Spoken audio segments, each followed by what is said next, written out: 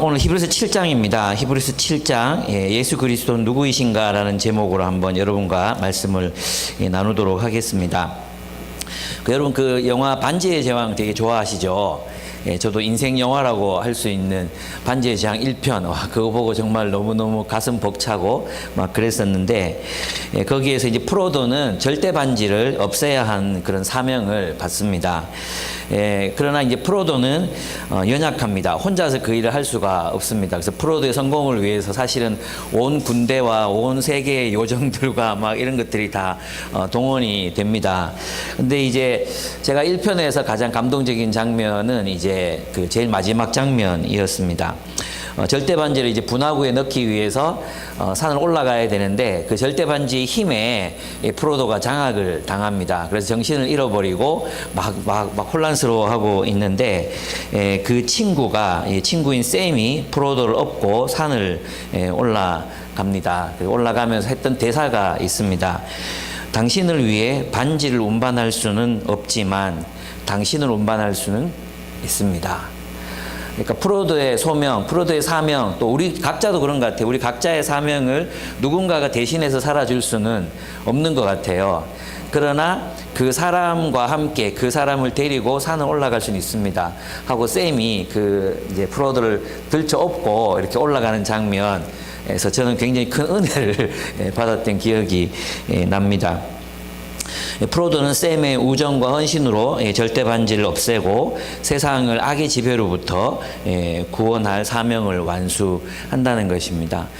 혼자서 한 게 아니죠. 바울도 보면 혼자서 한 게 아니라 누군가가 있었잖아요. 근데 여기서 이제 제가 말씀드리고 싶은 건 어떤 동력이나 이런 의미가 아니라, 오늘 우리 본문에서 읽었던 하나님은 프로도 곁에서 이제 프로도를 업고 산을 오른 샘과 같은 분이라는 걸 말씀드리고 싶어서입니다. 우리는 우리 안에 있는 죄와 악을 제거하고 하나님의 영광, 즉 구원을 이룰 수 없는, 결코 거기엔 도달할 수 없는 그런 부족한 존재입니다. 하나님은 우리의 구원을 위해 찾아오시고 약속하시고 맹세하시며 그리스도를 보내시고 우리를 용서하시고 가르치셔서 또 우리를 악착같이 구원하시고자 하시는, 우리를 업어서 우리가 가야 할 길을 가게 하시는, 그리스도의 영광에 이르게 하시는 분이 바로 우리의 하나님이시라는 거죠. 그래서 저는 이제 반지의 제왕의 그 마지막 장면들을 떠올릴 때마다 내게 하나님이 그런 분이셨지, 내게 그런 하나님께서 나를 업어서 이곳까지 오게 하셨지라는 생각들을 하게 됩니다. 그렇습니다. 하나님은 우리를 결코 포기하지 않으시고 우리를 업어서라도, 하나님께서 우리에게 주신 사명이고 또 우리의 구원이지만 그 구원을 이루어가게 하시기 위해서 하나님이 직접 우리와 함께 걸으시고 이끄시고 업으셔서라도 그 길을 가게 하시는 분이시라는 것이 오늘 이제 히브리서 7장의 주제라고 할 수 있습니다. 이런 대제사장이신 예수님을 우리는 소유하고 있습니다. 그래서 우리는 주님이 원하시는 모습으로 변화될 것이고 영광에 도달할 것이고 하나님이 원하신 구원을 반드시 이루게 될 것입니다. 그리고 하나님이 약속하신 샬롬의 삶을 살아갈 수 있게 될 것입니다. 이 모든 약속들은 종말론적이기는 하지만, 그러나 이것은 또 우리가 이 세상에서 맛보며 살아갈 수 있는 그런 특권이기도 합니다. 첫 번째로 이제 이 7장에서 보면은 예수님은 의의 왕이시며 평강의 왕이시다. 두 가지, 예수님 누구시냐 했을 때 히브리서에서는 두 가지를 이야기합니다. 첫째는 뭡니까? 의의 왕, 평화의 왕이시다. 그분은 왕이시라는 것과, 두 번째는 그는 영원한 대제사장이시다. 근데 대제사장이신데 완전한 희생제물이시면서 동시에 대제사장이시다. 자신이 희생제물이시면서 동시에 대제사장이시다. 제사장은 원래 희생제물을 이제 하나님께 바치는 역할을 하잖아요. 그런데 우리가 섬기는 이 대제사장은 자신을 희생제물로 삼으심과 동시에 그분 스스로가 대제사장이 되시는 분이시라는 것입니다. 왕은 통치하죠. 그리고 제사장은 우리를 곁에서 돕습니다. 말씀으로 돕고 또 제사로 돕고 또 하나님께 우리의 사정을 아뢰고 하나님 앞에서 우리를 변호하시고 그런 역할을 하시는 분이 대제사장이라고 하실 수 있습니다. 먼저 그는 의의 왕이며 평강의 왕이시라고 이제 말하면서 말합니다. 예수님은 그런 의미에서 이제 멜기세덱의 계통을 따라 왕이자 제사장으로 오셨음을 히브리서 기자는 굉장히 많은 장들에서 이제 설명하고 있습니다. 우리는 이제 다른 성경에는 나오지 않는 바울 서신에는 멜기세덱 이야기가 나오지 않잖아요. 히브리서에서만 나오는데 신약에서 히브리서에서만 나오는데 이 멜기세덱이 나오면 굉장히 어려워져요. 그죠? 낯설고 이 사람을 어떻게 봐야 되나 싶고 그런 생각이 들어서 굉장히 낯설게 또는 어렵게 느껴지는 본문이 이 본문이기는 합니다. 그러나 가만히 들여다보면 이 당시 이제 왜 멜기세덱 이야기를 히브리서의 기자가 할 수밖에 없었냐 하면 1세기는 그 어느 시대보다도 메시아 대망 사상이 팽배했던 그런 시기였습니다.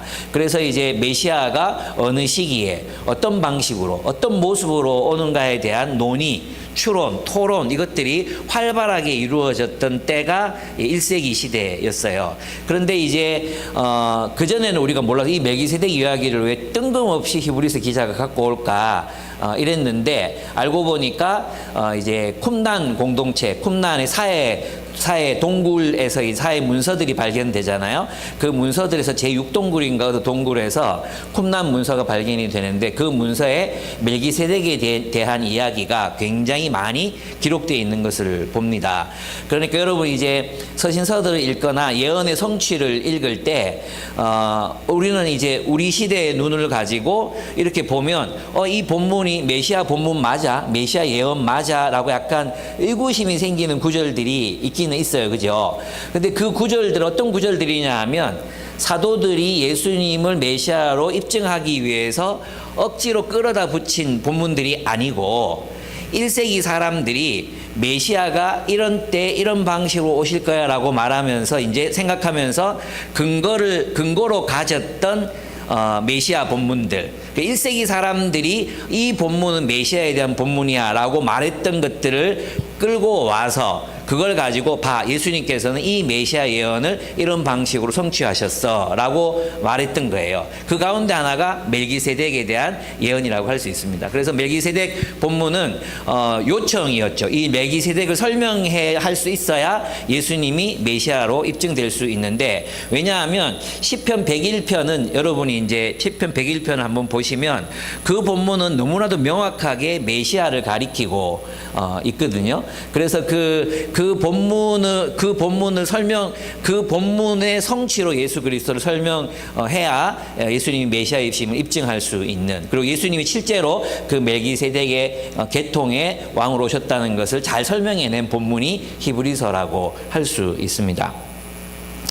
네, 그렇습니다. 그래서 1세기 유대인들의 세계에서는 이 멜기세덱에 대한 많은 토론과 추론이 풍성했고, 게다가 1세기 유대 그리스도인들은 예수 그리스도를 메시아 예수 그리스도를 버리고 다시 유대의 율법 시대로 돌아가고자 하는 유혹을 받고 있었습니다. 이에 대해서 이제 히브리서의 기자는 예수께서 우리의 완전한 대제사장이 되시기 때문에 다시 제사를 드려야 하는 과거로 돌아갈 수는 없다. 왜냐하면 그 메시아 예언이 성취되었기 때문에 성취된 메시아 예언 이전으로 다시 돌아갈 수는 없다고 이제 주장하는 본문이 바로 이 본문이라고 할 수 있습니다. 그래서 시편 110편을 보시면 메시아를 예언하고 있는 메시아 시편인데 4절에 보시면 주님께서 맹세하시기를 너는 멜기세덱을 따른 영원한 제사장이다 하셨으니 그 뜻을 바꾸지 않을 것입니다라고 이제 말씀하고 있습니다. 이 본문만 따로 빼면은 이 본문이 왜 나왔는가 좀 궁금하잖아요. 그런데 이제 110편 1절을 보면 이렇게 돼 있어요. 주님께서 내 주님께 말씀하시기를, 이렇게 돼 있어요. 이 앞에 주님은 이제 여호와예요. 여호와께서 뒤에 나오는 내 주님 아도나이 그냥 주님이라는 뜻이거든요. 근데 하나님께서 내 주 다윗의 주에게 이 다윗 본문이거든, 다윗 본문. 그래서 여호와 하나님께서 다윗의 주님에게, 그럼 다윗이 왕인데 누가 주님이겠어요? 또 다른 주님이 있잖아요. 그 주, 그 메시아, 하나님이 보내실 메시아에 대해서 예언하고 있는 본문으로 시편 101편을 이제 받아들였던 것입니다. 거기서 중요한 게 뭐냐 하면, 내가 너의 원수들을 너의 발판이 되게 하기까지 너는 내 오른쪽에 앉아 있어라 하셨습니다 했어요. 그러니까 이 본문을 이제 사도행전 복음서에서는 예수님의 부활과 승천에 관한, 부활과 승천에 대한 예언이 성취된 것으로, 이 시편 101편의 성취가 예수 그리스도의 부활과 승천으로 성취됐다고 이제 복음서와 또 서신서들은 그렇게 기록하고 있습니다.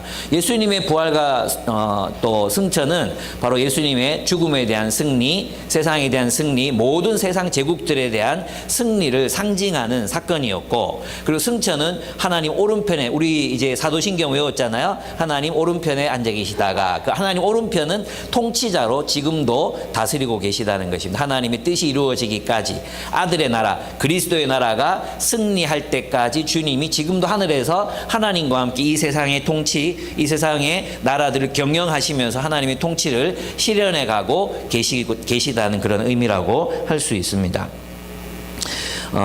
그렇습니다. 그 그리스도, 다윗이 주라고 불렀던 그 왕을 하나님께서는 영원한 대제사장으로 삼으셨다는 것입니다. 그게 이제 시편 101편에 나오는 핵심적인 내용이라고 할 수 있습니다.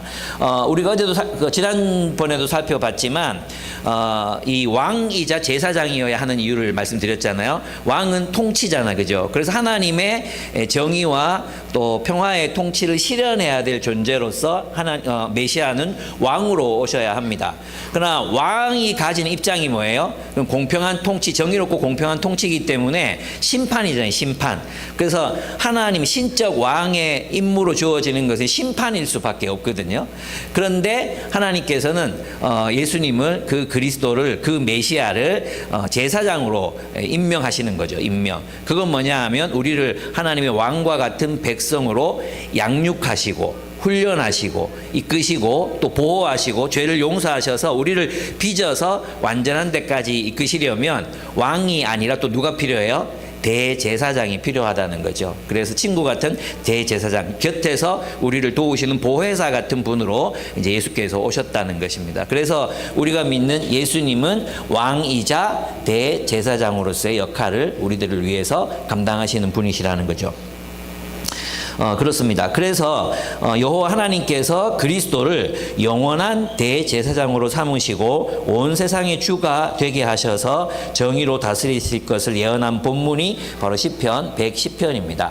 그래서 예수님께서 오셔서 구약에 있는 많은 메시아 예언들을 성취하신 분, 또 그분이 죽음을 이기고 부활하신 것이 역사적인 사실이라면, 우리는 예수께서 이 땅에 참으로 하나님의 나라를, 그리고 하나님 나라와 더불어 우리의 구원을 가져다 줄 존재로 우리는 주님을 생각할 수 있는 거죠. 그래서 여러분 아시겠지만, 이 땅이 그냥 기독교는 그래서 개인이 성화되고 영화롭게 되는 것만을 얘기하는 게 아닙니다.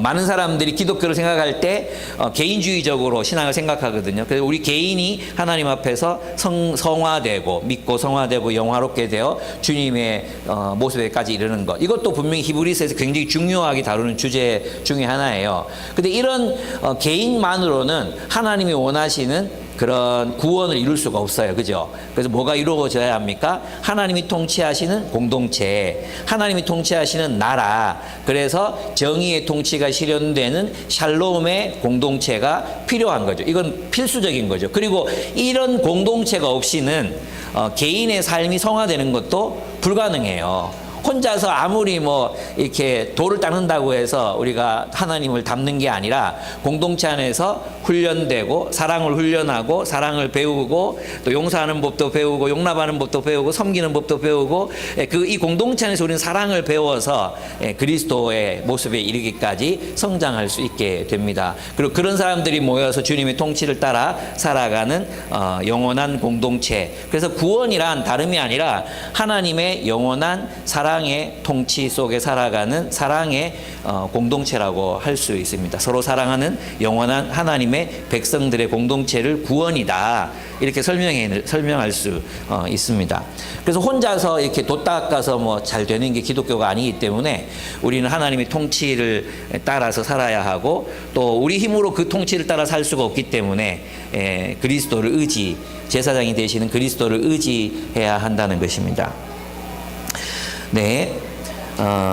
그렇습니다. 그래서 이제 그는 멜기세덱 계열이라고 하니까 이제 멜기세덱을 이제 이끌고 와서 그가 어떻게 메시아의 모델이 되는지, 이 모형이 되는지를 설명합니다. 첫째는 멜기세덱은 살렘 왕이라는 거죠. 살렘 왕. 이 살렘 왕은 뭐냐면 살렘이라는 나라의 왕이라는 뜻이 아니라 평화의 왕이라는 뜻입니다. 그냥 살렘, 그 다음에 샬롬, 이거는 그 히브리어로 보면 그냥 똑같은 글자예요. 그래서 살렘의 왕 이런 뜻이라기보다 평화의 왕 이런 의미라고 할 수 있습니다.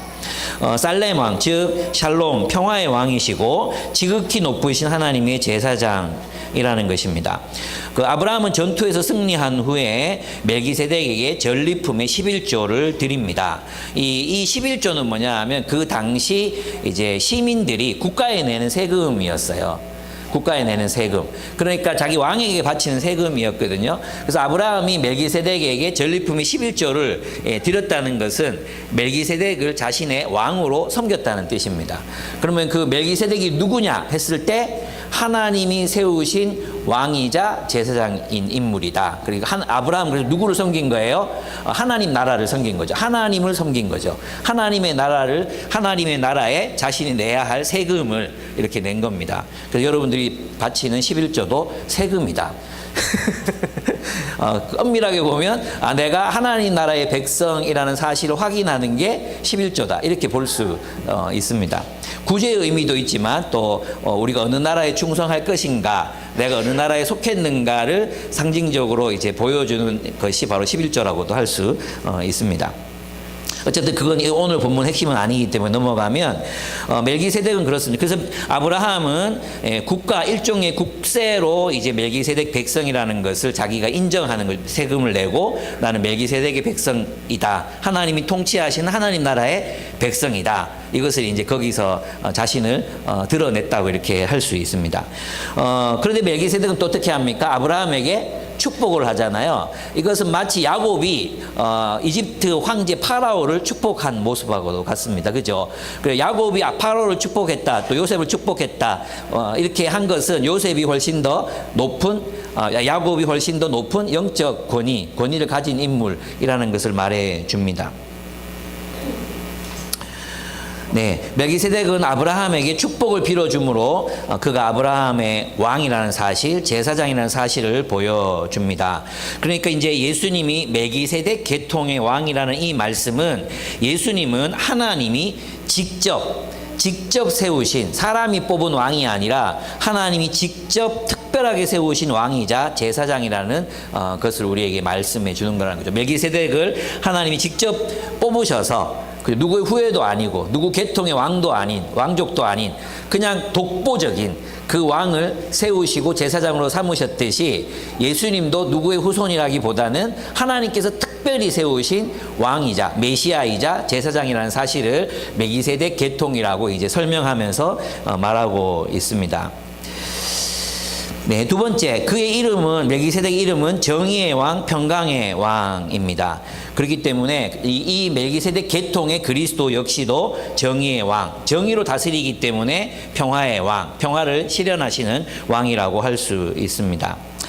그러니까 우리로 보면 우리가 예수의 말씀, 예수의 통치를 따라 살아갈 때 정의가 실현됩니다. 세상에는 많은 종류의 정의들이 있다고 했잖아요. 뭐 유교적인 정의, 뭐 힌두교의 정의, 또 세속주의자들의 정의, 뭐 여러 정의들이 있습니다. 그죠? 다 다릅니다. 정의라고 해서 다 똑같은 모습을 갖고 있는 게 아닙니다. 그런데 여기에서는 우리가 하나님 말씀을 따라 살아갈 때, 예수의 말씀, 예수의 통치를 따라 살아갈 때 진정한 의미의 우리 사람들, 모든 인류가 간절히 소망했던 그 정의가 실현된다고 말하고, 그 정의가 실현될 때 이루어지는 게 샬롬이라고 말합니다. 이걸 우리의 삶에 비추어 본다면 결국 우리가 예수의 말씀에 오롯이 순종할 수 있을 때 평화, 우리 삶의 샬롬이 찾아온다고 할 수 있습니다. 그런 점에서 보면 우리가 이제 예수의 말씀이 아니라 우리의 마음이 때로는 불안에 사로잡히고 때로는 염려가 우리를 지배하고 아무 생각 없이 살면 세상의 조류에 우리가 그냥 흘러 떠내려 가고 또 세련된 듯이 보이고 지식이 있는 것처럼 보이지만 결국은 우리 21세기의 어떤 사람들이 갖고 있는 주류적인 생각들에 그냥 떠밀려 내려갈 수밖에 없는 거죠. 또 시간이 지나면 그 생각들은 또 바뀌잖아요. 또 바뀌고 또 바뀌고 16세기, 17세기에 뭐 생각했던 그런 진리, 정의, 자유 이런 것들이 지금 똑같은 의미가 아니잖아요. 변할 수밖에 없지만 그리스도의 진리는 그렇지 않다는 것입니다. 그리스도의 진리는 진정으로 우리를 정의로운 삶을 살게 하고 양심에 따라 살게 하고 그리고 진정한 의미에서의 샬롬, 풍성함, 번영, 평화를 우리에게 가져다 줄 수 있다는 거죠. 그래서 뭐 마지막에 좀 얘기하겠지만 우리가 무엇에 지배당하고 있는가를 늘 살펴야 합니다. 우리가 무엇에 지배당하고 있는가? 뭐 나는 내 생각대로 사는데 이거 신화입니다. 그런 거짓말은 없습니다. 누구라도 다 무엇인가 지배당하고 있거든요. 우리는 이제 누구를 우리의 지배자로 선택했습니까? 예수 그리스도를 우리의 지배자로 선택했습니다. 그게 예수 믿는 사람의 예수를 믿는다 할 때 의미라고 할 수 있습니다. 그는 이제, 근데 그는 하나님의 아들과 같은 영원한 제사장이라고 말하면서 3절에 보면은 아버지도 없고 어머니도 없고 족보도 없고 생의 시작도 없고 생명의 끝도 없다고 말씀하십니다. 이 말씀은 하나님이 직접 그를 선택해서 왕과 제사장으로 세우셨다는 것을 강조하는 의미라고 할 수 있습니다. 왜냐하면 성경에 기록이 없잖아요. 언제 태어났고 언제 죽었다는 기록도 없고 누구 자식이라는 기록도 없어요. 의도적으로 그렇게 기록했다는 거죠. 근데 제 생각에는 이 존재가 정말 하나님과 방불한 그런 신적 존재인가? 그렇다기보다는 이 존재는 사실은 누구 계통이 아니라 하나님이 독보적으로 특별하게 세우신 왕과 제사장이라는 의미에서 이렇게 썼다고 볼 수 있습니다. 그렇게 그 기록을 말씀하는 거라고 볼 수 있습니다. 그처럼 예수께서도 사람들의 뜻과 계획, 또 그를 메시아로 세우고자 했던 많은 어떤 사람들의 기획, 또는 예수 자신의 기획, 메시아가 되고자 했던 예수의 기획, 이런 것들에서 예수가 하나님 선택하신 왕이 되신 것이 아니라 하나님의 선택에 의해서 왕이 되셨다. 또 제사장이 되셨다는 것을 말하고 있습니다. 멜기세덱의 계통이라고 이렇게 말하는 것은 하나님의 특별한 선택에 의해서 그를 하나님이 왕으로 세우셨다는 것을 의미한다고 할 수 있습니다.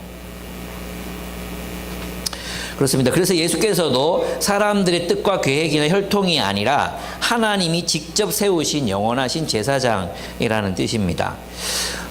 그런데 이 멜기세덱은 아까 말했지만 아브라함의 왕이었습니다. 그러니까 모든 이스라엘 족속의 왕이 되신다는 뜻이고, 또 레위 자손들은 하나님의 율법을 따라 아브라함의 후손들인 이스라엘 백성들에게 또 11조를 받았지만, 레위 사람들은 아브라함 허리에 있을 때, 즉 태어날 대표로 아브라함을 대표로 해서 이제 11조를 바쳤다고 합니다. 그리고 멜기세덱은 레위 후손이 아니었음에도 아브라함에게서 11조를 받고 축복을 해줍니다. 아브라함은 하나님이 세우신 왕이자 제사장인 멜기세덱의 백성을 자처했다는 뜻입니다. 또 레위인들조차도 아브라함이 멜기세덱에게 11조를 바칠 때 아브라함을 통해서 11조를 바친 셈이 된다는 것입니다. 그래서 이제 히브리서의 기자는 우리들에게 하나님이 약속하신 이 메시아는 하나님이 직접 세우신 평화와 정의의 왕이자 영원한 제사장이셔야 한다는 관점에서 이 본문을 기록하고 있습니다. 예, 두 번째, 그는 완전하고 영원하신 대제사장이라는 것을 7장 후반절 11절부터 마지막 절까지 설명합니다. 이제 인간 계통의 제사장과 하나님이 세우신 제사장인 예수님을 비교해서 이제 네 가지 정도로 이렇게 비교해서 분류하고 있는데, 첫째는 예수님은 레위 계통의 제사장이 아니라 멜기세덱 계통의 제사장이라는 것입니다. 성경이 이제 멜기세덱 계통의 제사장을 말씀하고 있는 이유는 레위 지파의 제사직으로는 완전한 것이 이루어질 수 없기 때문이다라고 본문이 기록하고 있죠. 이때 완전한 것, 11절에 나오는 이 완전한 것, 11절 제가 한번 읽어볼게요. 그런데 이 레위 계통의 제사직과 관련하여 이스라엘 백성은 율법으로 지령을 받긴 하였습니다. 그러나 만일 그 제사직, 레위 계통의 제사직으로 완전한 것이 이루어질 수 있었다면, 이렇게 얘기하잖아요. 그러면 이 완전한 것이 뭘까요? 이 완전한 것, 그죠? 이 완전한 것, 이것을 알아야 이 제사장이 무엇을 하는 사람인가를 알 수 있죠. 이 제사장의 섬김으로 레위 지파의 제사직으로는 이 완전한 것을 이룰 수가 없었고, 하나님이 세우신 멜기세덱 반차로 오신 그리스도, 우리 예수 그리스도께서는 이 완전한 것을 이룰 수 있다는 뜻이잖아요. 그러면 이 완전한 게 뭘까요? 여러분 뭐라고 이제 말씀 묵상하셨습니까? 이 완전한 것은 뭐냐 하면 우리 안에서 이루어지는 하나님의 영광을 말합니다. 그러니까 이 영광, 구원, 하나님 나라는 다 동일한 거라고 얘기했잖아요. 이 완전한 것을 이룬다는 말은 레위 지파가 드리는 제사로는 사람을 완전하게 구원에 이르도록 하나님의 영광에 도달하도록 만들 수가 없다 하는 것입니다.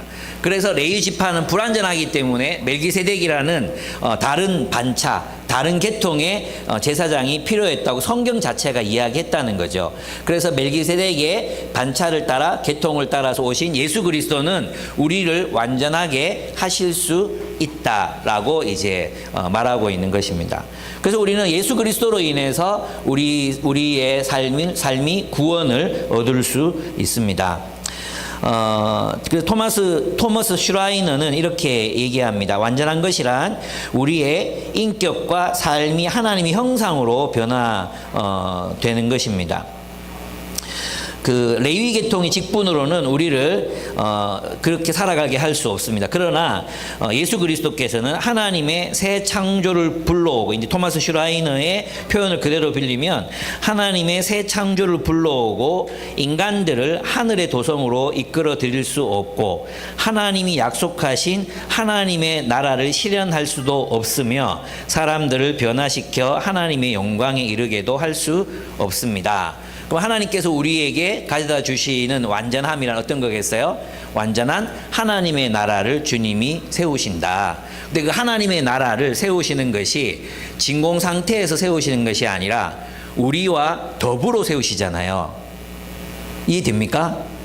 여러분 하나님의 나라가 되어가야 하는 책임이 여러분 옆에 있는 이 사람들과 관계 속에 있는 거예요. 우리는 너무 있잖아요. 너무 오랫동안 플라톤의 영향을 받은 기독교를 살았어요. 그래서 자꾸만 뭔가 완전하다 이러면 눈에 안 보여야 돼. 그저 하늘에 있어야 돼. 그죠? 몸을 입고 있으면 안 돼. 저 하늘에 있으면 눈에 안 보여야 되고 한편으로는 실현 불가능해야 돼. 그게 완전한 거야. 그게 플라톤적이죠. 그죠? 그런데 성경에서 말하는 이 완전함이라는 건 뭐냐 하면 하나님의 뜻과 계획이 하나님의 백성들의 공동체 속에서 실현되는 것을 말하는 거거든요. 그게 뭐겠어요? 그 완전함이란 하나님이 서로를 사랑하신 것처럼 우리가 서로를 사랑하는 공동체를 이루는 것, 그 완전함을 말하는 거죠. 우리 기쁨의 교회로 말하면 구원, 힘써 너희 구원을, 빌립보 교회에게 힘써 너희 구원을 이루라. 또 우리 베드로전서에서 순전하고 신령한 젖을 사모하라. 그리하면 너희로 하여금 구원에 이르게 하려 함이라. 그랬잖아요. 그런 말씀을 사모하는 사람들이 모인 공동체, 말씀을 순전히 사모하는 사람들이 모여서 함께 그 말씀을 따라 서로 사랑하고 순종할 때 우리 안에서 이루어지는 게 뭐예요? 구원이라는 거죠. 구원. 그래서 요한 1서의 말씀이 이제 비로소 이해되는 거죠. 뭐예요? 우리는 형제를 사랑함으로 죽음에서 생명으로 옮겼느니라. 예. 그 구원이 우리 안에서 이루어져야 된다는 것입니다. 그게 완전함이고, 이 완전함을 이루려면 우리 개인이 어떻게 돼야 되겠어요? 예수님 형상 닮아가야 되겠죠. 그 이 모든 일들을 사실은 짐승을 죽여서 이제 너희 죄 용서받았다 선언하는 제사장으로는 레위 계통의 제사장은 이 역할을 못 한다는 거예요. 그러나 우리 예수께서는 우리를 그 완전한 주님의 사랑에 이르기까지 또 주님의 사랑이 넘치는 공동체가 될 수 있도록 주님이 우리를 이끌어 가시고 인도해 가신다. 근데 그것은 종말의 날에 완전하게 이루어질 것이다. 우리는 지금 이 땅에서 그것은 하나님이 이루실 일이다. 우리 하나님의 뜻에 순종하며 살아가다 보면 그 구원이 무엇인지, 그 샬롬이 무엇인지, 그 평화가 무엇인지를 지금 이 땅에서 누리며 살아갈 수 있다는 것이 히브리서 저자의 이야기이기도 합니다. 그래서 뒷부분에 가보면은 이제 더 어려워지는지 이거 어떻게 설교하지 진짜 고민이 많이 되는데요. 뒷부분에 가면 더 어려운 얘기들이 자주 반복되는 얘기가 뭐냐면 있잖아요. 하나님께서 우리 마음에 율법을 새기셨다 이 얘기를 해요. 하나님이 새 언약을 주시면서 하나님께서 우리 마음에 율법을 새기셨다. 그러니까 이 말이 뭐예요? 너희는 너희 마음에 새겨진 율법을 따라 서로 사랑하며 구원을 이루어갈 수 있다 이 말이죠. 그러니까 지금 여기에서 그 완전을 이루어갈 수 있다는 뜻입니다. 우리가 완벽하게 완전해지지는 않겠지만 뭐 1에서 100가지 정도의 완전이 있다면 우리는 한 15 정도 하고 다 죽겠지만 그죠? 다 죽겠지만, 예, 어쨌든 주님께서 언젠가 이 100의 완전함에 우리가 도달하게 하시는데 이 100의 완전함이라는 것이 어떤 무의 상태라거나 어떤 뭐 무념무상의 상태라거나 진공의 상태가 아니라 여호와 하나님의 사랑으로 충만한 예수 그리스도께서 십자가에서 보여주신 그 사랑으로 충만한 공동체, 그 사랑으로 충만한 인격들, 그 사랑으로 충만한 관계들을 우리가 선물로 하나님 나라의 선물로 받게 될 것이라는 것입니다. 그렇습니다. 그래서 주님은 멜기세덱 계통의 제사장으로 오셔야만 했습니다. 그래서 이제 예수께서 유다 집타에서 나신 것이 분명하다 이 얘기를 하는 이유는 뭐냐 하면 레위 계통으로 오면 제사만 지내야 되잖아요. 유다 계통은 뭐예요? 왕이잖아. 왕족을 약속하신 지파가 유다 계통이잖아요. 그래서 유다 다윗, 그래 다윗의 후손으로 오시는 예수인데 이 예수는 왕이시자 동시에 제사장이다 이런 의미예요. 네, 그래서 우리는 왕이신 예수 그리스도의 통치를 따라 살고 또 그 통치에 못 미치기 때문에 제사장이신 왕 예수의 도움이 필요한 그런 존재들이라는 거죠. 두 번째는 뭐냐 하면 레위 사람들은 율법을 따라 제사장이 됐습니다.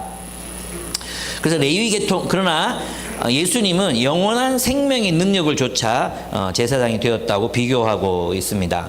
레위 계통의 제사 직분은 육체에 상관된 율법을 따라 나온 것. 그래서 이것을 연약하고 무익하고 아무것도 온전케 할 수 없었습니다. 18절 19절을 보시면 전에 있던 계명은 무력하고 무익함으로 패하게 되었습니다. 율법은 아무것도 완전하게 하지 못하였습니다. 이렇게 말합니다.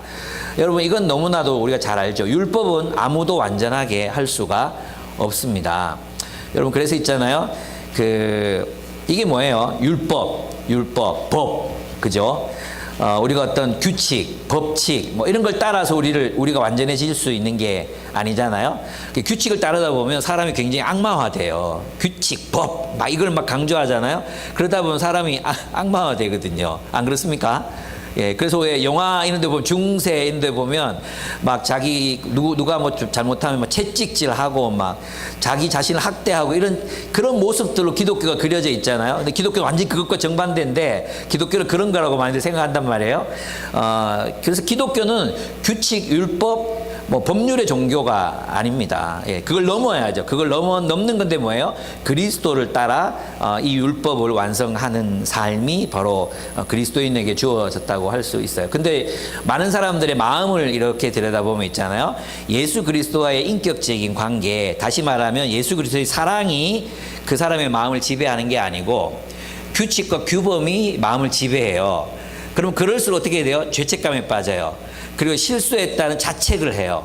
그리고 못 빠져나와요. 예. 그래서 이제 완전주의가 이제 우울감, 어제 우리 청소년 팀하고 같이 얘기를 나누는데 제가 왜 청소년 팀밖에 만난 사람이 없어. 그래가지고 이 사람들하고 얘기하는 걸 얘기하니까 여러분 이야기 빠졌다고 섭섭해하지 마요. 지금 만나는 사람이 전부야. 그래서 거기서 얘기를 나누는데 한 자매가 자기 너무 한심스럽다면서 이제 뭘 잃어버렸대. 잃어버려가지고 뭘 막 찾았는데 또 없어가지고 막 헤매다가 또 집에 가니까 그게 있어가지고 나는 그거 하나 잃어버리고 찾은 걸 가지고 이제 나는 살 가치가 없어. 여기까지 가는 거 여기까지. 뭐 하나 이제 이 계속 실수가 반복되잖아요. 그러면 이제 그 실수들을 가지고 나는 살 가치가 없어 이렇게 되는 거예요. 근데 나는 그런 사람들 많이 보거든요. 예를 들면 그 사람의 존재 자체로 여러분의 존재 자체로 귀하잖아요. 하나님께서 예수 그리스도를 우리의 대제사장으로 보내셨다. 이 이야기는 뭐냐 하면 하나님이 나를 그만큼 귀하게 여기신다는 뜻이잖아요. 그죠? 하나님이 나를 그만큼 귀하게 여기신다는 뜻이에요. 그래서 여러분들이 내가 이걸 못하니까 어떤 사람은 내가 이걸 못하니까 나는 쓸모없는 사람이야. 나는 이런 실수를 했으니까 이 공동체에 나는 필요 없는 사람이야. 나는 이런 어떤 잘못들을 범했으니까 우리 왜 그 기능적인 거 있잖아요. 기능적인 거. 거기에다가 자기의 존재를 이렇게 끼워 맞추고 그걸 못하면 나는 필요 없어. 그게 아닌데. 그죠? 여러분의 존재 그 자체로 얼마나 소중한데. 그래서 이제 미선아, 미안합니다. 미선아는 그런 존재가 아니야. 뭐 이걸 못하고 저걸 못하고 저걸 못해서 차라리 그때는 있잖아. 이런 생각이 드는데 그냥 나를 데려가 주세요. 이런 마음이 든대요. 왜 나는 이것들도 못하는 존재입니까? 나는 이것들도 제대로 못 해내죠? 이런 생각이 든대요. 근데 그게 전부가 아니잖아요. 우리 이미 말이 나왔으니까 미선자매는 그 자체로 사랑스럽거든요. 그 자체로 사랑스럽고 정말 말씀 따라 살려는 모습이 너무 예쁘고 섬기는 마음 또 따뜻한 마음 이런 친절한 마음 이런 그 전부 내가 알 수 없는 그 신실함 그 전부가 미선자매잖아. 미선자매 그 모습 속에서 한두 가지 잘못한 거 가지고 그 전체를 평가하지 않잖아요. 근데 그게 뭐냐 하면 사랑으로 나를 보는 게 아니라 규칙으로 나를 보게 되면 구원은 없는 거예요. 사람과의 관계도 마찬가지. 사람들과 관계에서도 규칙으로 서로를 보자는 규칙으로. 그죠? 너는 이거 나한테 안 해줬으니까 난 당신 나를 사랑 안 하는 거야. 이렇게 되면 그러면 어려워지는 거예요. 그죠? 예를 들어 이건 예를 들면 안 될 것 같아요. 우리 집사람과 관련돼 있어가지고. 하여튼 우리는 우리의 존재 그 자체로 얼마나 귀중한 존재인지 몰라. 그래서 그리스도의 존재는 그리스도가 우리의 대제사장이 되신다는 것은 그 의미가 뭐냐 하면 나를 규칙으로 대하는 게 아니라 나를 법으로 보는 게 아니라 나를 효용 가치로 보는 게 아니라 나를 존재 그 자체로 보는 걸 말하는 거죠. 하나님이 뭐가 답답하다고 막 대제사장으로 세워가지고 하나님이 그냥 죄 지으면 심판하고 그리고 지구가 하나님 뜻 안 맞으면 부사쁘고 그죠? 다시 퇴근하게 만들고 하면 되잖아요. 근데 하나님께서 끝까지 찾아오시고 또 찾아오시고 또 찾아오셔서 너 이렇게라도 너 죄 용서해서 나 너랑 관계하고 싶어. 나 너랑 교제하고 싶어. 나 너 사랑하고 싶어. 그러니까 너는 너의 실수에 매이지 말고 너의 잘못했던 것들을 너 붙잡지 말고 네가 죄인이라는 거 그거 붙들지 말고 너를 용납해라. 제발 너를 용납하고 너를 용서하고 내게 와라. 내가 너 용서한다. 용서할 뿐만 아니라 있잖아. 내가 너 만들어간다. 나 자신이 있어. 나 너 만들어갈 거야. 마치 히딩크가 우리나라 이제 축구팀 맡아가지고 8강인가 처음에 할 때 8강에 16강인가 약속했었잖아요. 자신이 있는 거죠. 그때 스페인인가 어딘가 하다가 5대 0으로 깨지고 해도 히딩크는 자신만만했어. 된다. 이길 수 있다. 그죠? 근데 우리 하나님께서는 히딩크보다도 더 우리에게 자신감을 가지고 계십니다. 우리의 구원은 우리가 이루는 게 아니에요. 우리의 구원은 주님께서 이루고 우리는 따라가면 돼요. 순종하면 돼요. 예, 주님께 맡기고 주님께 순종이 노력이죠. 또 순종이 노력이긴 해요. 이게 말장난 같지만 어쨌든 주님이 이끄시는 대로 따라가면 된다는 것입니다. 우리는 주님이 우리를 구원하시기 때문에 우리는 그저 순종할 뿐이고 넘어지면 다시 일어날 뿐이야. 그러나 주님이 우리를 이끄셔서 우리를 구원에 이르도록 자라게 하신다는 겁니다. 이 손을 절대 놓지 말라는 겁니다. 이 손을 절대 놓지 마시라는 겁니다. 여러분, 주님을 의지하고 우리의 부족함을 깨닫고 주님께 다가가고 주님을 의지하는 이게 없잖아요. 이게 없으면 어떻게 되냐면 결국은 자기 완전성을 주장할 수밖에 없게 되거든요. 그건 이따가 또 설명하도록 하겠습니다. 네, 그렇습니다. 두 번째는 그래서 율법으로 세워진 레위 지파의 제사로는 우리를 구원에 이르게 할 수 없어요. 인간적인 모든 노력들, 인간적인 모든 애씀들은 우리로 하여금 완전에 이르게 하는 데는 다 부족합니다. 그것이 유교든지 뭐 또는 도교든지 철학이든지 인문학이든지 뭐든지 간에 그 모든 것들은 우리를 구원에 이르게 그것이 구원에 가깝게는 가게 할 수 있다고 저는 생각해요. 예, 구원에 가깝게. 그렇게 할 수 있지만 주님께서 원하시는 구원에 이르도록 하는 것은 불가능하다고 저는 믿습니다. 왜냐하면 그 진리는 완전한 진리가 아니기 때문입니다. 리니탕이 얘기했듯이 촛불을 꺼라 태양이 떴다. 우리 인생을 전체를 비춰줄 수 없는 진리들이기 때문에 그렇다고 저는 믿습니다. 그렇습니다. 그래서 우리에게는 무궁한 생명의 능력을 따라 세워진 영원한 제사장이 필요합니다. 19절 하반절에 보면 율법은 아무것도 완전하게 하지 못했습니다. 얼마나 이게 정말 저는 내 인생 돌아보면 있잖아요. 율법으로 완전해지려고 했던 때가 젊은 시절 막 있었거든요. 발버둥 치고 막 그랬잖아요. 근데 그것으로는 내가 완전해질 수 없었습니다. 그러나 하나님께서 더 좋은 소망을 우리에게 주셨습니다. 우리는 이 소망을 힘입어서 하나님께 가까이 나아갑니다. 이 소망은 그리스도가 친히 우리의 제사장이 되셔서 우리를 완전하게 하실 수 있다는 소망인 것입니다. 그리스도가 우리를 완전하게 하실 수 있다. 그리스도와의 관계, 그 인격적인 관계, 그 사랑의 관계가 나를 완전하게 만든 것이지 규율, 규범, 규칙 이런 것들이 나를 완전하게 만든 것은 아니었던 것 같습니다.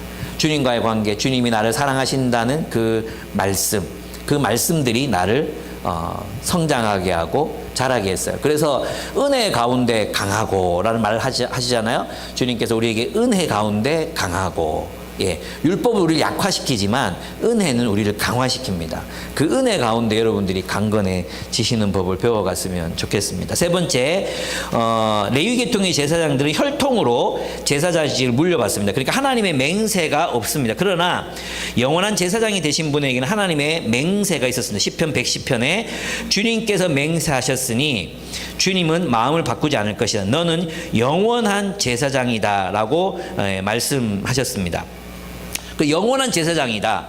우리에게 영원한 제사장이 있으시니까 우리와 맺으신 그 새 언약을 이 영원한 제사장이 이루신다 이런 뜻이죠. 그래서 새 언약의 보증이 되시는 겁니다. 이 영원한 대제사장이 우리에게 계시다, 존재하신다는 것은 새 언약이 우리에게 성취된다. 그 새 언약이 뭐냐? 우리 마음의 율법을 새기셔서 하나님 백성들의 마음의 율법을 성령을 통해 마음의 율법을 새기셔서 하나님의 나라를 세우신다. 여호와 하나님께서 통치하신 진정한 하나님의 나라를 세우신다는 그 새 언약의 보증이 되신 분이 바로 예수 그리스도이시다. 이해가 되십니까? 예수가 영원한 대제사장이 되셨다는 것은 무엇에 대한 보증이냐? 우리의 구원에 대한 보증이다. 그 구원이 뭐냐? 하나님의 나라를 우리에게 주신다는 보증이다. 이런 뜻이에요. 네. 그렇습니다. 그래서 영원한 제사장의 존재는 하나님이 우리에게 맺으신 새 언약이 반드시 실현된다는 것을 보증합니다. 하나님이 예수님을 너는 영원한 제사장이야. 너의 역할은 하나님께서 예수 그리스도를 향해서 당신의 역할은 당신의 백성들을 하나님의 나라로 인도하는 거야. 완전하게 하는 거야. 너는 영원하기 때문에 우리를 영원토록 그렇게 구원의 길로 인도하실 수 있는 영원히 존재하신 분이라는 거죠. 그러나 인간 제사장들은 나를 좀 옆에서 돕다가 죽어보잖아요. 그죠? 저도 그래요. 그죠? 저도 여러분과 함께 있다가 저도 언젠가 죽을 거예요. 그죠? 없어질 거예요. 그죠? 없어진다는 말이 이상하지만 어쨌든 그렇게 되면 할 수 없지만 하나님께서 여러분과 예수 그리스도를 통해서 계속해서 여러분을 섬기고 돕고 돌보고 이끄셔서 완전한 구원에 이르기까지 인도해 가실 거라는 뜻입니다. 그렇습니다. 그래서 영원한 제사장이신 예수께서는 언제나 또 능히 자기를 힘입어 하나님께 나아가는 자들을 온전히 구원하실 수 있기 때문이라고 말씀하십니다. 하나님의 맹세로 된 영원한 제사장의 존재 때문에 우리는 구원을 얻을 수 있다는 거죠. 그 다음에 네 번째 마지막인데 이 레위 제사장들은 불완전하지만 하나님께서 세우신 이 제사장은 완전하시다는 겁니다. 예수님은 완전하신 제사장이십니다. 그는 거룩하시고 순진하시고 하니까 왜 이걸 순진이라고 번역했는지 저는 잘 모르겠어요. 순수하시고 해도 되는데 왜 순진이라고 했는지 모르겠어요. 어쨌든 순진하다니까 뭔가 좀 얼빵해 보이잖아요.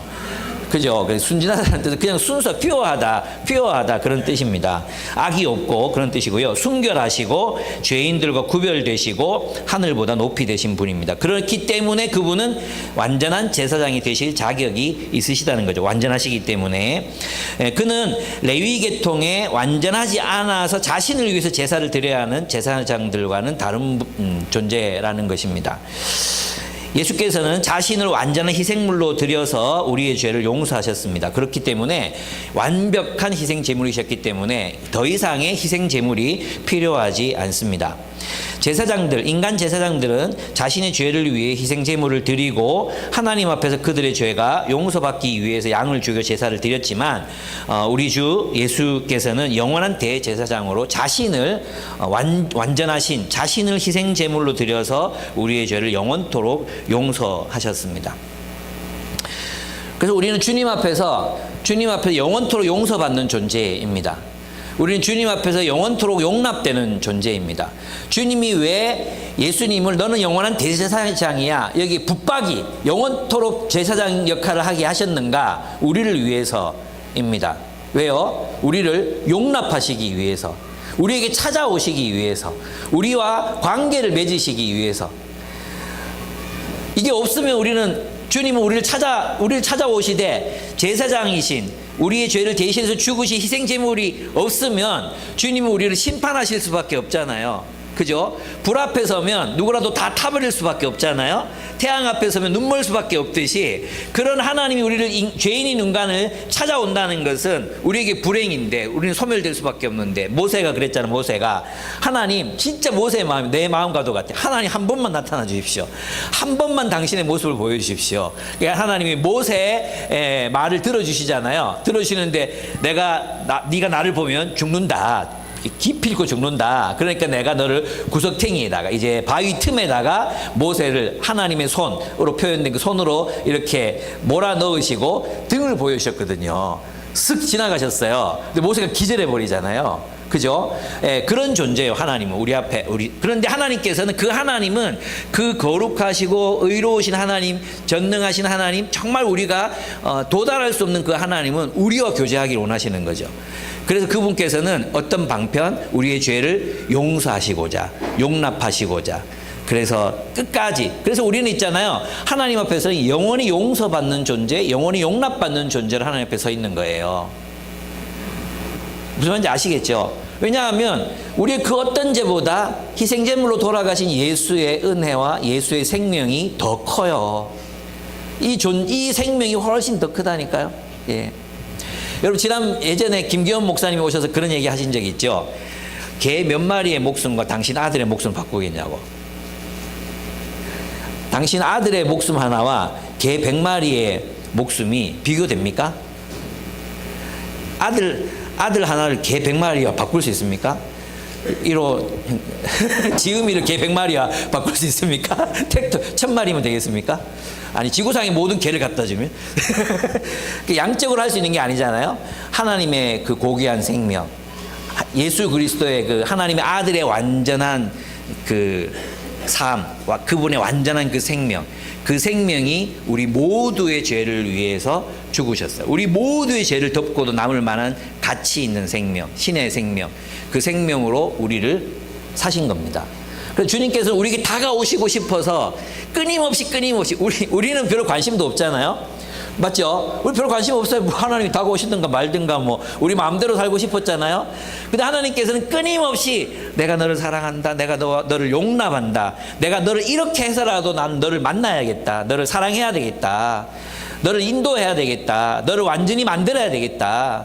그게 바로 우리 주님의 사랑이라고 할 수 있습니다.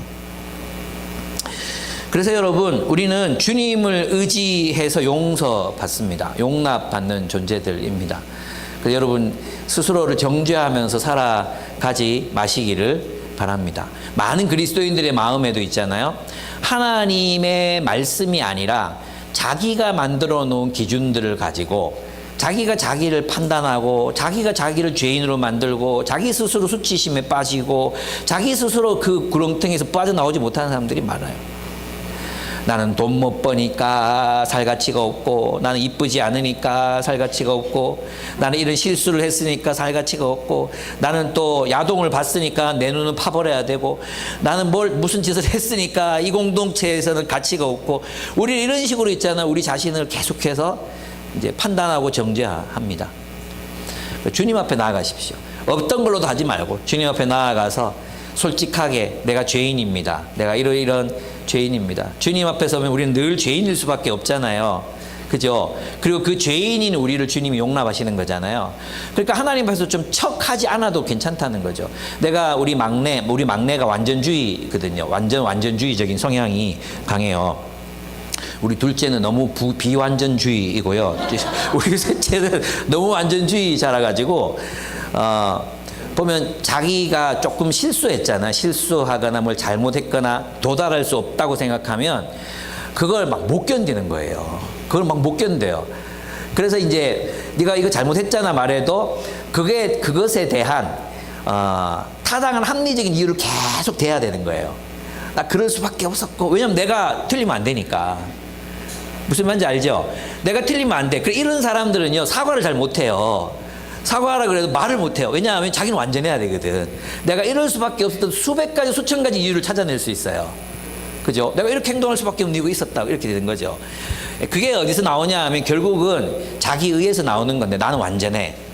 나는 완전하다는 신화, 완전해야 한다는 우리 인간이 하나님을 떠난 뒤의 모습. 이게 자주 얘기했죠. 예. 근데 잘 안 되잖아요. 자꾸 얘기하는 거예요. 그죠? 그걸로 자기를 정체감, 자기를 수치스러운 존재로 여기고, 사람들 앞에서도 수치스럽게 이렇게 생각하며 살아가는, 예. 그것이 또 우리의 우울감, 이런 게 다 연결돼 있단 말이에요.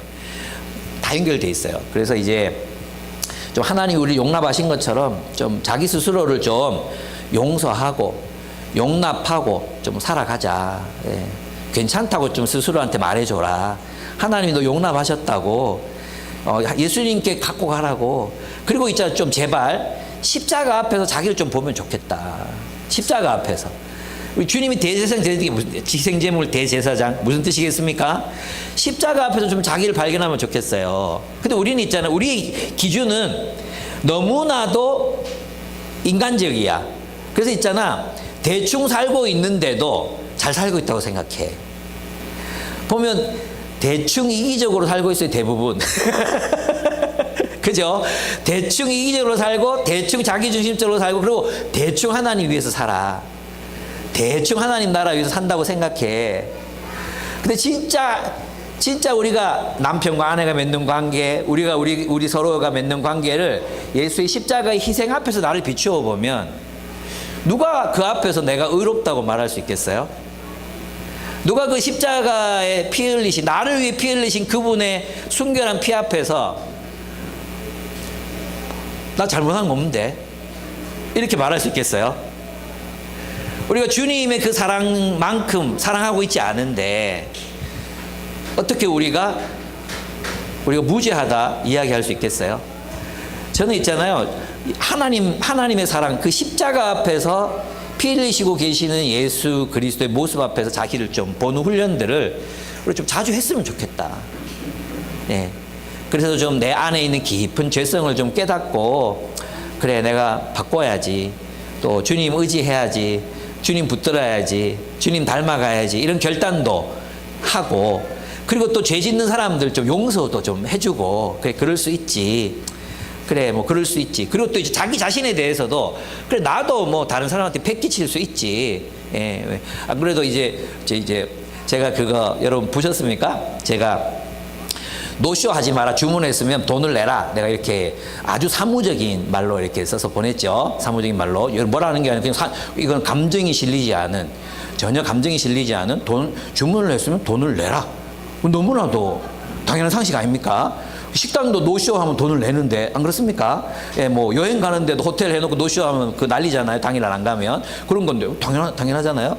근데 내가 쭉 이렇게 생각을 이렇게 해보는데, 우리 또 야단 맞았잖아요. 우리 장 집사님. 너무 그렇게 세게 얘기하시면 사람들이 이제 주문하는데 부담을 느끼신다고 이렇게 얘기하시는 거예요. 그게 맞잖아요. 그래서 또 앉아가지고 설교 전에 또 내가 괜히 그런 말을 해가지고 사람들 주문 못하게 하고 막 이런 생각이 들 수 있잖아요. 내가 여러분들에게 민폐를 끼쳤어요. 그죠? 민폐를 끼칠 수 있잖아요.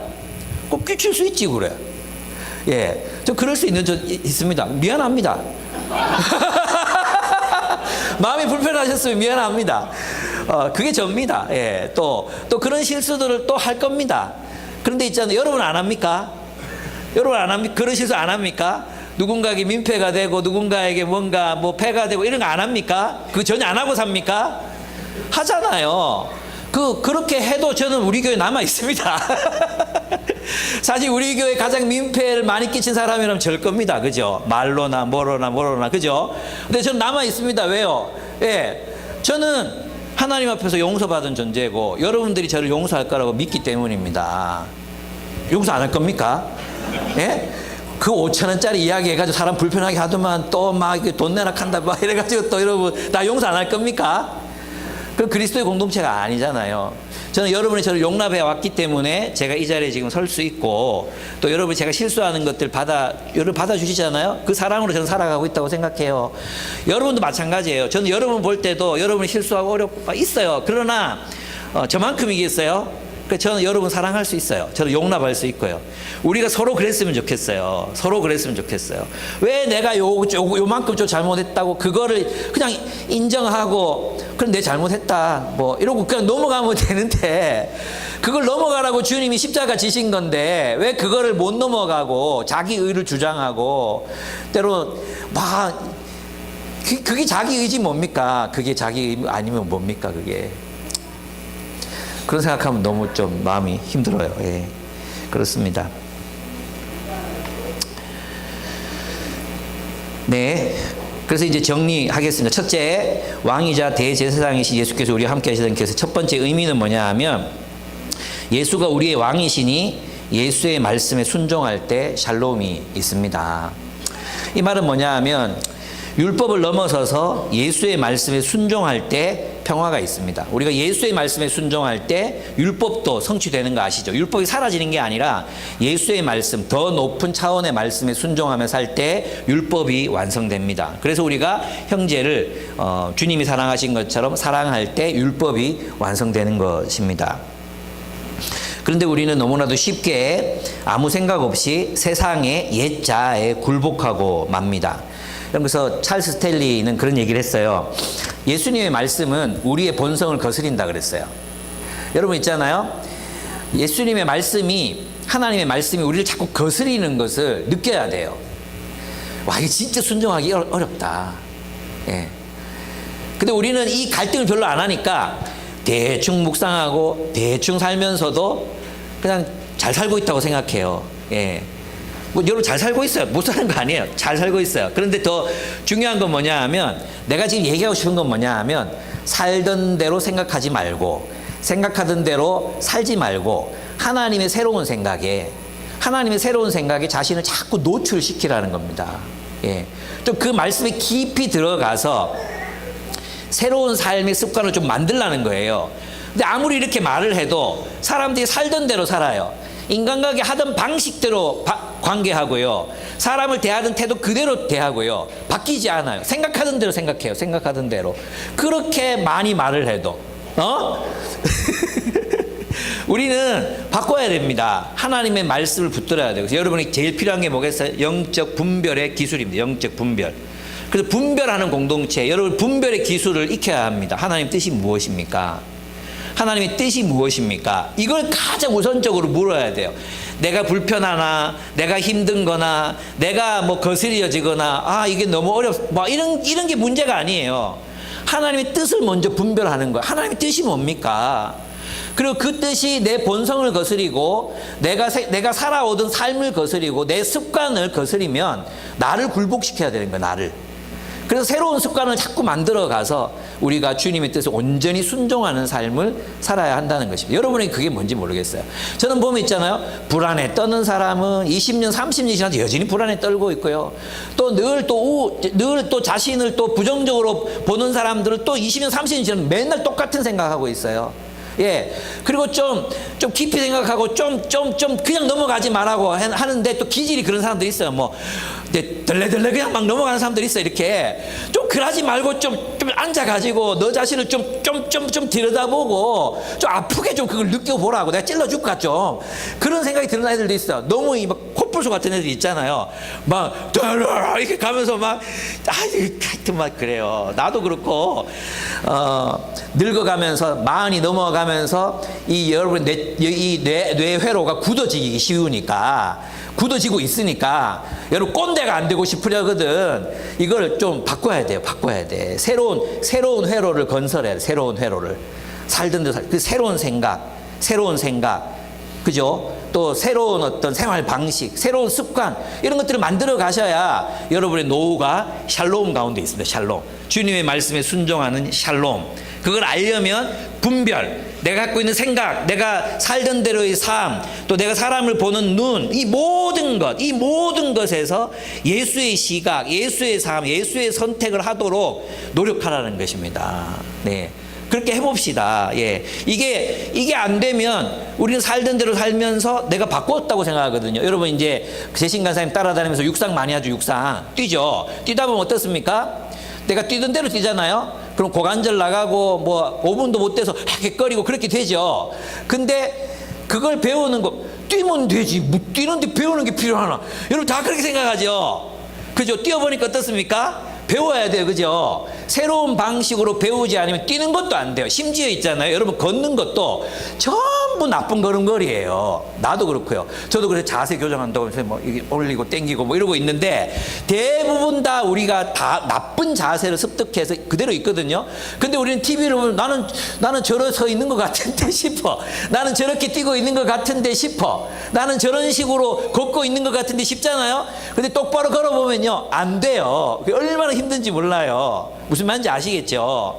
그래서 내가 진짜 막 계속해서 또 강조하지만 이제 진짜 마흔이 넘어갈 때, 요때 여러분의 시기에 여러분의 생각이 고착되거나 고정되거나 여러분 라이프 스타일이 고정되는 것에 대해서 진짜 두려움을 갖고 새로운 생각을 받아들이고 책을 읽고 또 말씀을 새로운 관점으로 보고 또 말씀을 붙들고 정말 나의 본성과 맞지 않는 것 어떻게 하면 순종할까를 고민하고 살아가시는 여러분들이 되셨으면 좋겠어요. 그때 바로 샬롬이 있습니다. 주님의 말씀의 통치 속에 샬롬이 있습니다. 안 그러면 되게 어려워요. 되게 뭐 모든 게 어려워집니다. 가정 안에서 어려워지고요. 자식과도 어려워지고요. 다 어려워집니다. 말씀에 순종하는 가정 여러분의 삶 되기를 바랍니다. 두 번째, 주님은 우리를 찾아오시고 만나기 위해서 모든 노력을 다 하셨다는 것입니다. 주님은 계속 우리에게 말씀하십니다. 그렇습니다. 그는 유능한 코치처럼 우리를 포기하지 않으시고 안전하게 만들어 가십니다. 그는 우리 곁에서 말씀하시고 다시 일어서게 하시고 또 넘어짐을 허용하시며 우리를 빚어 가십니다. 주님은 중재자로서 하나님 앞에서 우리를 변호하시고 또 우리를 대신해서 주를 위해 기도하시고 또 하나님 입장에서 우리를 또 가르치시고 우리를 도우십니다. 구원은 바로 그 하나님께 달려 있습니다. 그런데 우리를 위해 기도하시는 분이 바로 우리 주 예수 그리스도이십니다. 그러므로 우리의 구원은 확증된 것입니다. 확정된 것입니다. 그래서 포기하지 말고 한 걸음 한 걸음 주님 앞으로 나아가기를 바랍니다. 세 번째, 우리에게 대제사장이 필요한 이유는 우리가 죄인이기 때문입니다. 서로 죄인인 걸 인정합시다. 우리 주님의 십자가 앞에서 또 우리가 죄인인 걸 발견해야 합니다. 실수해도 괜찮습니다. 어리석어도 괜찮습니다. 무능해도 좋습니다. 잘못할 수도 있습니다. 그걸 인정합시다. 그리고 주님 앞에 내려놓고 주님의 말씀에 귀를 기울입시다. 그럼 어떻게 해야 할까요? 어떻게 생각을 바꿔야 할까요? 어떻게 말해야 할까요? 어떻게 살아야 할까요? 이런 것들을 묻고 여러분들을 재형성, 진짜 리포메이션, 재형성해 가시는 여러분들이 되시기를 바랍니다. 자신들의 작은 실수들을 인정하고 또 뭐 내가 큰 실수를 저질렀다 하더라도 자기를 용서하고 주님의 사랑에, 십자가의 사랑에 비추어서 나를 비추어 보고 내 자신의 부족함을 날마다 주님 앞에 아뢰고 새로운 삶을 연습해 가시는 여러분의 삶이 되기를 바랍니다. 그래서 정말 제가 자랑하는 여러분, 제가 사랑하는 여러분들이 정말 구원에 이르도록 이렇게 살았으면 좋겠습니다. 그분이 우리의 영원한 대제사장이 되신다는 것은 그분이 우리를 영원히 포기하지 않으신다는 뜻입니다. 그분이 우리를 영원히 놓지 않으신다는 뜻이에요. 그러니까 우리도 서로 그러면 안 되잖아요. 우리도 서로 그렇게 서로 포기하면 안 돼. 그죠? 끝까지 기대하고, 예. 우리 사랑하고 존경하는 사람들이 또 교회를 떠나기도 하고, 교회 하다 보면 1년에 한 번씩은 그런 고통을 겪잖아요. 또 우리 마음에 이런 생각이 들잖아요. 내년에 누가 나갈까? 너냐? 넌 정말 안 나갈 거라고 생각했는데 너가 나가냐? 우리 이런 일들이 늘 겪잖아요. 겪어온 것 같아요. 해마다 한 해도 그러지 않은 해가 없었던 것 같아요. 그럴 때마다 어떤 생각이 듭니까? 아유, 기대하지 말자. 뭐 이런 생각이 들잖아요. 기대하지 말자. 더 이상 사랑하지 말자. 아니, 진심을 보여주지 말자. 진심으로 사랑하지 말자. 여기까지만, 상처받지 않을 정도로만 사랑하자. 이런 타협을 하게 되지 않습니까? 저는 그렇게 되던데, 그래, 니도 나갈 거지. 이런 마음 있잖아요. 너냐, 다음은? 그런 생각이 들 때가 있단 말이에요. 그때 대제사장이신 주님이 우리를 용서하셨다면, 그치. 그래, 끝까지 우리가 이걸 포기하면 안 되지. 사랑하기를 멈추면 안 되지. 상처받더라도 십자가에 달리신 그분 바라보며 또 사랑해야지. 더 사랑해야지. 그리고 주님을 믿는 거죠. 주님께서 알아서 하실 것이야.